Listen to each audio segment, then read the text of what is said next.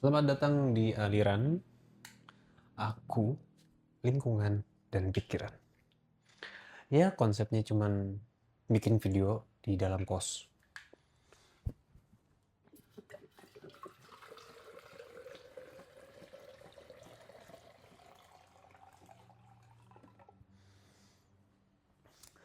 Jadi sebenarnya aku pengen belajar bahasa Inggris supaya bisa fluent with English gitu kan.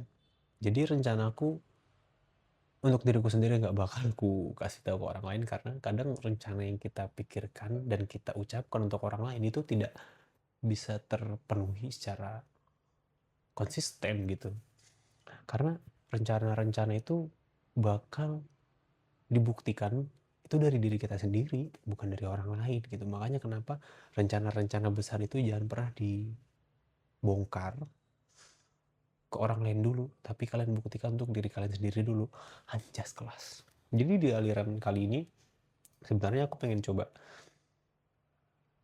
menceritakan di hari ini aku ngapain aja, tapi pakai bahasa Inggris yang aku punya dulu.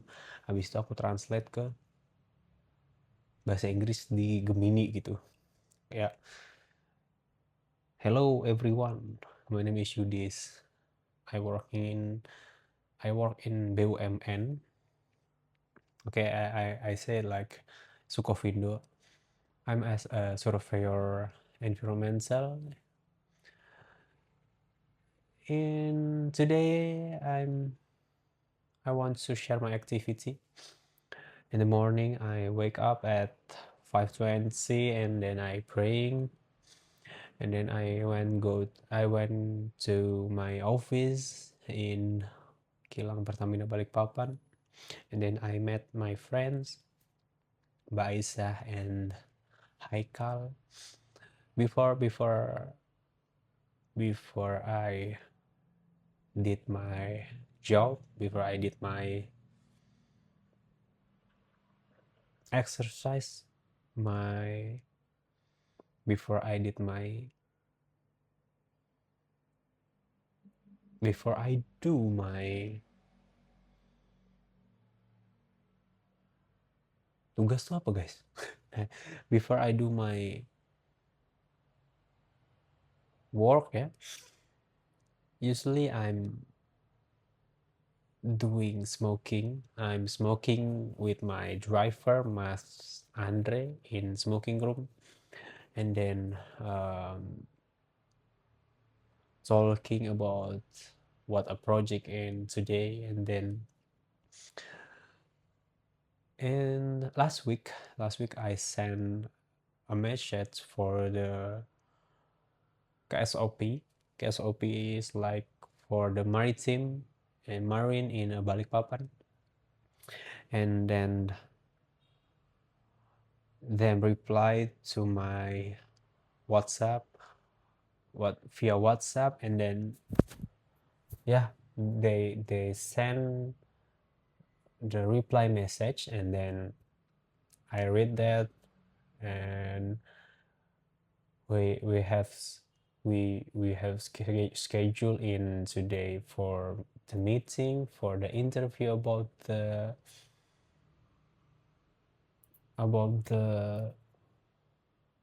marine or ya yeah, like that lah ya. Bahasa Inggrisku masih kayak gitu guys.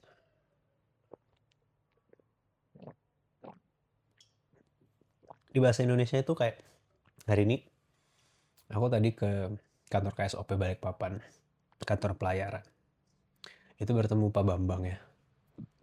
Pak Bambang itu sebagai salah satu narasumber kami di beberapa.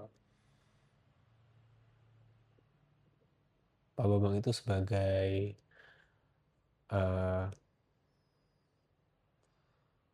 sebagai apa ya? Pak Bambang itu sebagai perwakilan dari orang KSOP terkait beberapa dampak maritim, beberapa dampak pelayaran yang kok gini. Hari ini itu aku melakukan survei ke kantor KSOP Balikpapan, yaitu salah satu kantor kedinasan terkait pelayaran.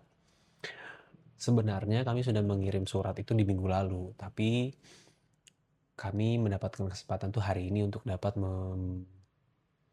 bertemu dengan perwakilan kantor KSOP dan menanyakan beberapa pertanyaan terkait dampak yang dihasilkan dari proyek Pertamina Balikpapan. Nah, tadi pagi kami bertemu Pak Bambang. Pak Bambang selaku perwakilan dari KSOP itu menerapkan beberapa benchmarknya. Mereka memberikan batasan bahwa dia nggak bisa menjawab semuanya karena terkait kebijakan-kebijakan yang diberikan oleh KSOP atau ketetapan pelayaran, kebijakan pelayaran, jadi dia nggak bisa memberikan banyak jawaban yang pasti karena ya itu mungkin sensitif lah, mungkin dia mau dari atasan ke atasan Pertamina atau apple to apple, aku bilang gitu tadi.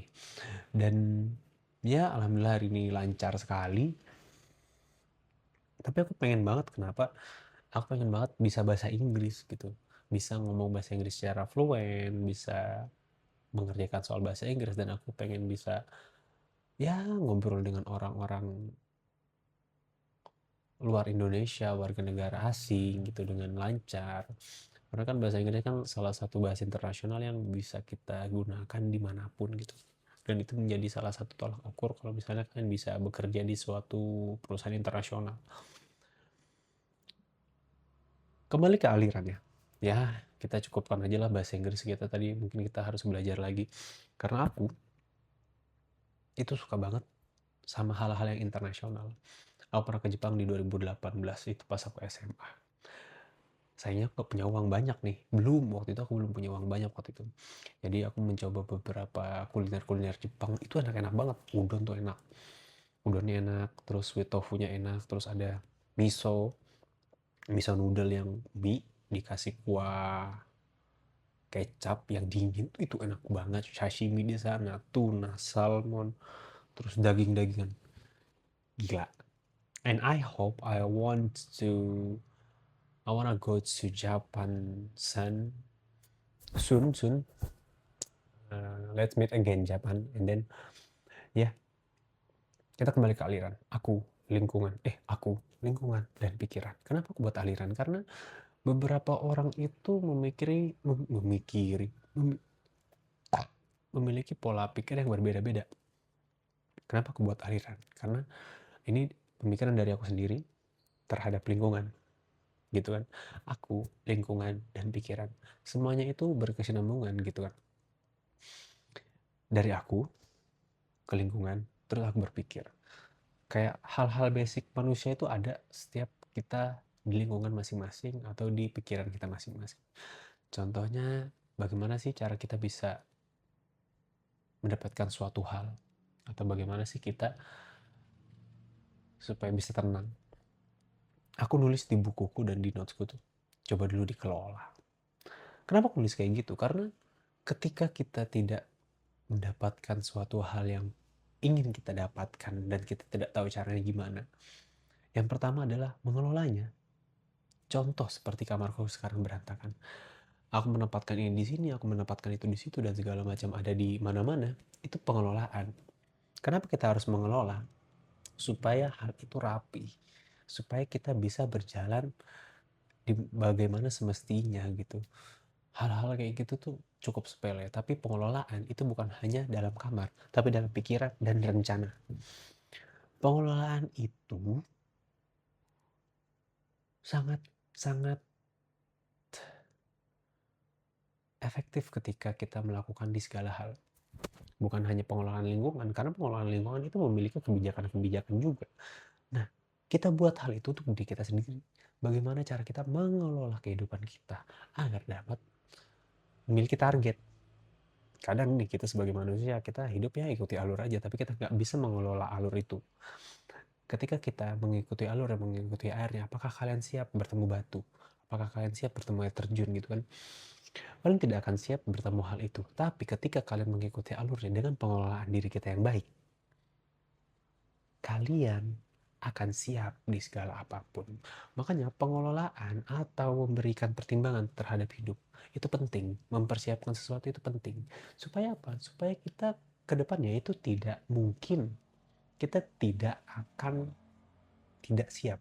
Kita akan memikirkan suatu peluang-peluang yang ada di depan.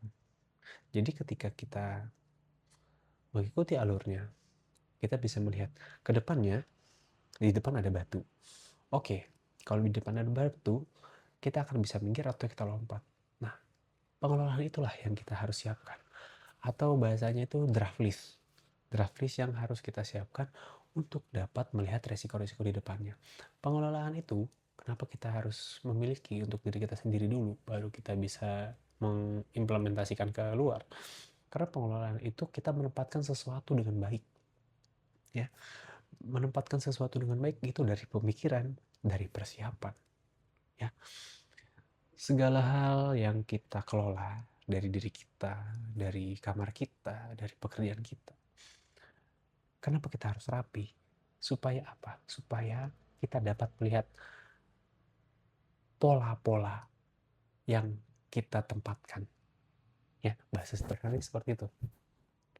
Pola-pola gimana sih? Pola-polanya itu seperti kita sering menaruh selimut di kasur, kita menaruh baju kotor di keranjang, terus kita mengecas HP di meja. Itu adalah pengelolaan sederhana. Ketika kita mencari selimut, kita tahu ada di kasur. Ketika kita ingin mencuci baju atau mencari baju yang sebelumnya kita pakai dan kita lupa, itu ada di keranjang. Dan ketika kita ingin mencarger HP ketika baterai habis, itu ada di meja. Pengelolaan itu suatu pola yang berulang dan mengingatkan kita bahwa hal-hal yang mana aja yang biasa kita atur. Damn, sebenarnya nih dari tadi aku cuman ngalur ngidul aja. Sebenarnya aku punya salah satu tulisanku itu tahu diri namanya. Dan tahu diri ini aku kaget, ternyata keren juga aku bisa nulis kayak gini. Tapi ya begitulah. Ya, kita coba. Kenapa aku mau coba segala hal? Iya. Mungkin kedepannya aku bakal coba nulis lagi. Tapi kali ini aku mau coba untuk belajar bahasa Inggris lebih baik lagi dan memperbaiki struktur kata-kata, public speaking, gestur, dan bagaimana cara memberikan ya ngobrol di depan kamera, gestur yang lebih baik, dan juga intonasi dan segala macamnya, dan juga kosakata aku memperbanyak lagi. Ya mudah-mudahan aku bisa inilah ya konsisten dengan hal yang apa yang aku inginkan, karena ini adalah investasi leher ke atas. Cok. Ini day one. Kita coba lagi nanti di besok ya, besok di tanggal 8 April 2026. Ini udah di bulan keempat ya. Kadang aku mikir cepat banget ya waktu ya. Tapi mungkin karena aku enjoy with that, and then ya aku bersyukur atas apapun yang aku terima, yang aku dapat untuk hari ini. Aku sangat bersyukur. Terima kasih banyak yang sudah mau menonton, karena ini day one untuk aliran. Aku mau coba mengkonsepkan beberapa pola lagi di dalam aliran ini ya. Aku lingkungan pikiran, karena aku juga pengen belajar bahasa Inggris, dan aku juga pengen memberikan insight-insight terkait kehidupan, diri, dan segala macamnya di aliran ini. Mungkin itu aja sih. Terima kasih yang sudah menonton. Ini kosanku, dan see you next time.